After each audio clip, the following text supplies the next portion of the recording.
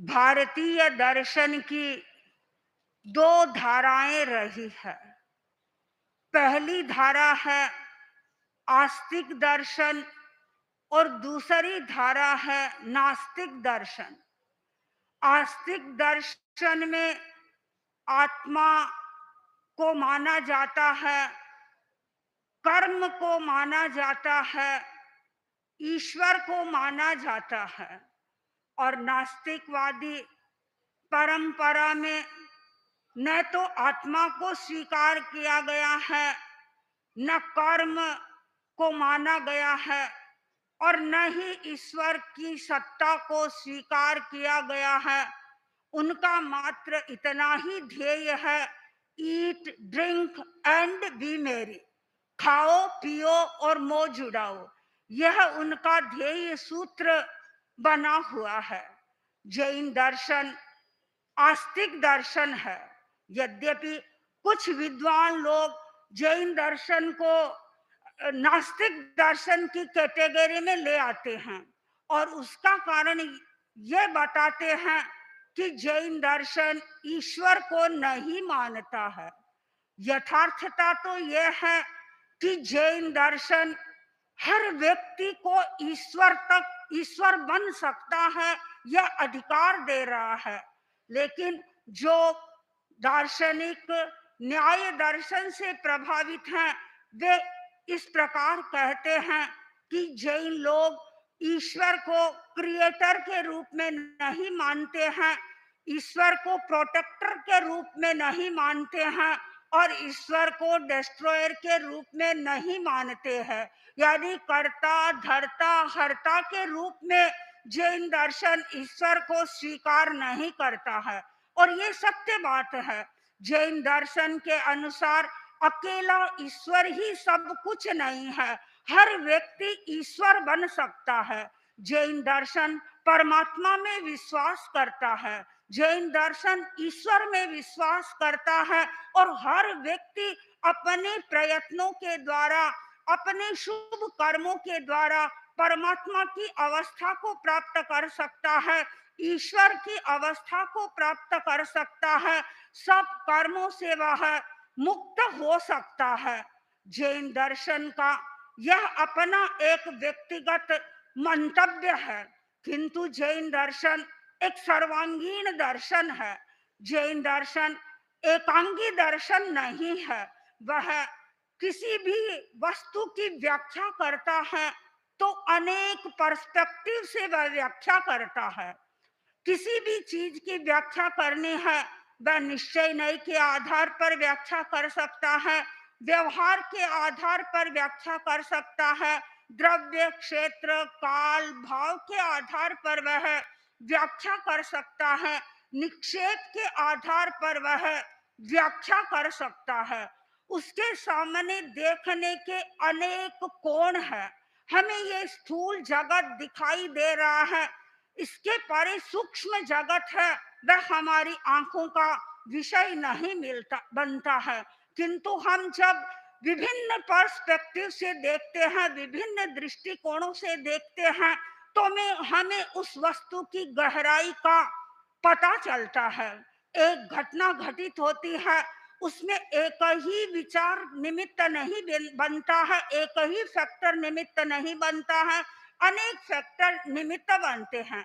जैसे आप एक बीमार व्यक्ति को देखते हैं, अब बीमार व्यक्ति को अनेक लोग देखते हैं, लेकिन वे सब अपनी अलग अलग व्याख्याएं प्रस्तुत करते हैं। एक संस्कृत श्लोक में बताया गया है कि किस प्रकार अलग अलग लोग एक ही चीज की व्याख्या करते हैं। बीमार व्यक्ति है और उसके बारे में विद्वानों ने अपने अलग अलग मंतव्य प्रस्तुत किए हैं। वैद्या वदन्ति कफ पित्त मरुद विकारः ज्योतिर्विदो ग्रह गतिं परिवर्तयन्ति भूताभिसंघ इति भूतविदो वदन्ति प्राचीन कर्म बलवद मुनयो वदन्ति।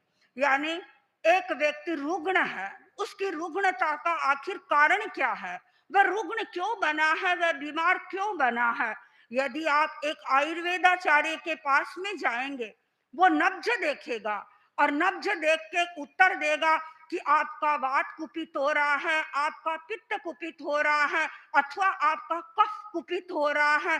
और इसके आधार पर वह विश्लेषण करेगा और इसके आधार पर वह अपनी औषधि तैयार करेगा और रुग्ण व्यक्ति को वह अपनी औषधि देगा। यदि आप एक ज्योतिष शास्त्री के पास में जाएंगे जो ग्रहों के बारे में जानता है, तो वह ये कहेगा कि अमुक ग्रह की गति आपकी ठीक नहीं है, अमुक ग्रह आपका नीच का है, आप अमुक प्रकार का कार्य करें, इससे आपकी ये जो रुग्णता है वह दूर हो सकती है, आपकी बीमारी दूर हो सकती है।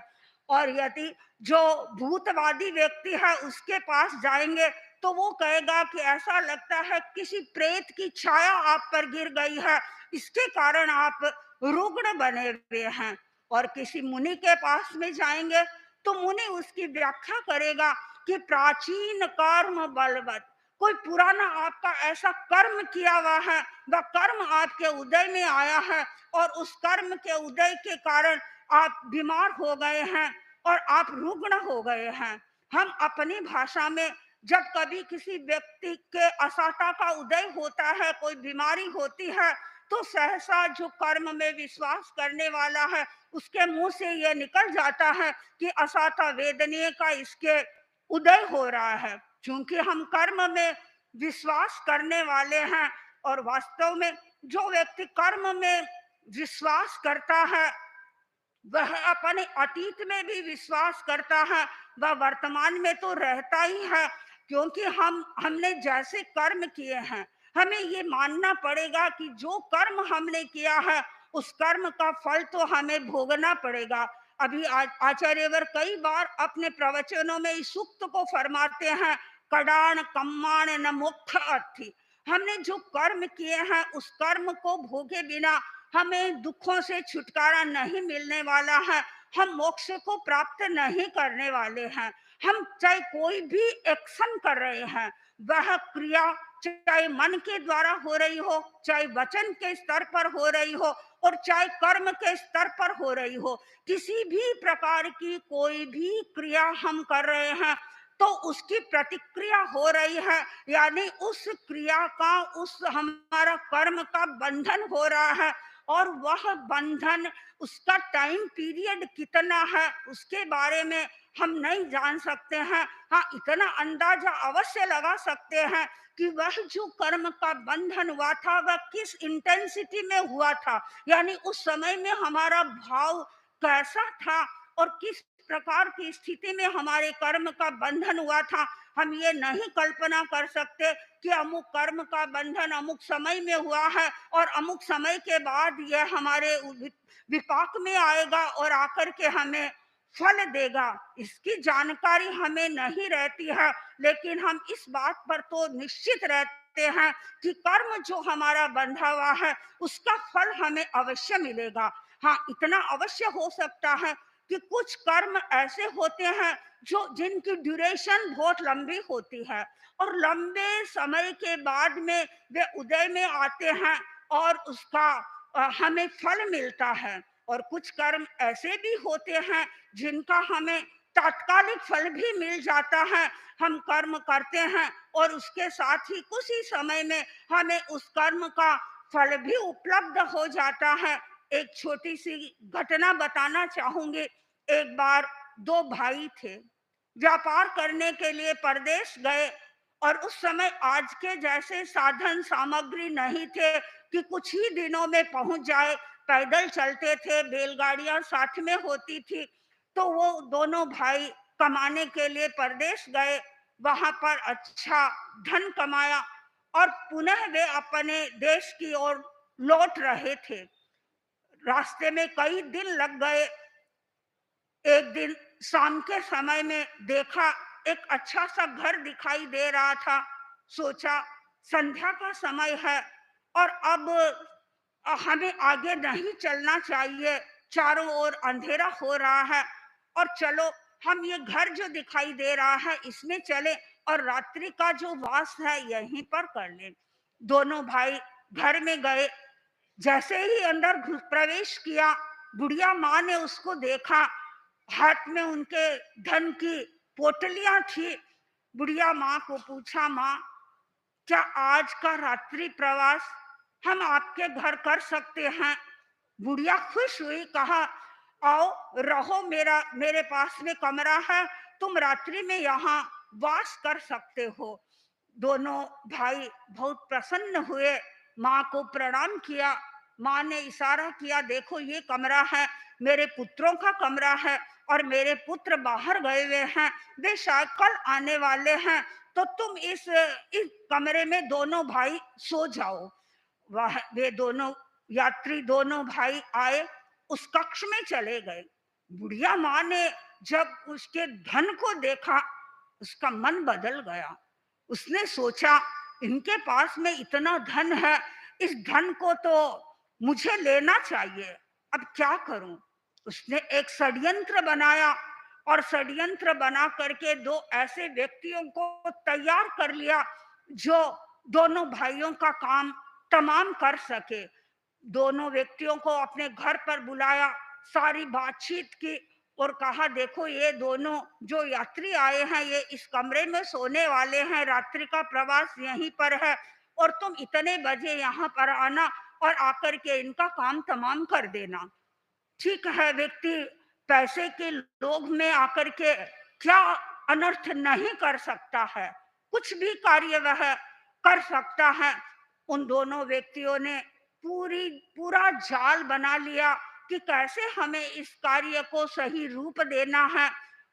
ठीक समय पर वे दोनों व्यक्ति पहुंचने ही वाले थे कि उससे कुछ समय पहले ही वो जो दो उनके पुत्र थे, एक दिन पहले ही पहुंच गए और घर में जैसे ही घुसे, प्रवेश किया, देखा मेरे कमरे में तो कोई दो दूसरे व्यक्ति सोए हुए हैं।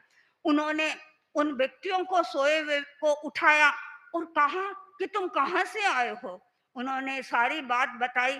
कहा, देखो बुढ़िया माँ ने हमें रहने के लिए कहा था और हमें ये भी बताया था कि मेरे पुत्र बाहर गए हुए हैं, कल आने वाले हैं, इसलिए तुम आज आज यहाँ रह जाओ। उन्होंने कहा, ठीक कहा था माँ ने, किंतु हम एक दिन पहले ही आ गए। तुम जाओ, तुम्हें यदि रात्रिवास करना है तो वो स्टेबल है, यानी वो घुड़शाला है, तुम घुड़शाला में चले जाओ। वो तो बेचारे राहगीर थे, पथिक थे, उन्हें तो जैसा आदेश मिला, वे दोनों भाई, दोनों राहगीर उस अश्वशाला में चले गए और रात्रि का प्रवास वहां पर किया। और इधर चूंकि बुढ़िया माँ का सारा षड्यंत्र रचा हुआ था और वो दोनों व्यक्ति समय पर पहुंच गए, देखा उस कक्ष में दो व्यक्ति सोए हुए हैं और सोए हुए व्यक्तियों को बिल्कुल उन्होंने ध्यान ही नहीं दिया, बस काम तमाम कर दिया। सारा कक्ष लहूलुहान हो गया और वो तो यह क्रूर कार्य करके वहां से रवाना हो गए। और उधर जब सूर्योदय हुआ तो वो दोनों राहगीर बुढ़िया माँ को आवाज देने लगे, बुढ़िया माँ हम जा रहे हैं, सूर्योदय हो गया है। अब बुढ़िया माँ के तो काटो तो खून नहीं, वह समझ नहीं पाई कि ये कैसे हुआ, ये दोनों जीवित अवस्था में कैसे मुझे आवाज दे रहे हैं। लेकिन जब जाकर पुत्रों के कक्ष के पास में गई तो सारी स्थिति की उसे जानकारी मिली, पर अब कुछ नहीं हो सकता है। अब तो बस पश्चाताप के सिवाय उस बुढ़िया के लिए कुछ भी शेष नहीं रहा था।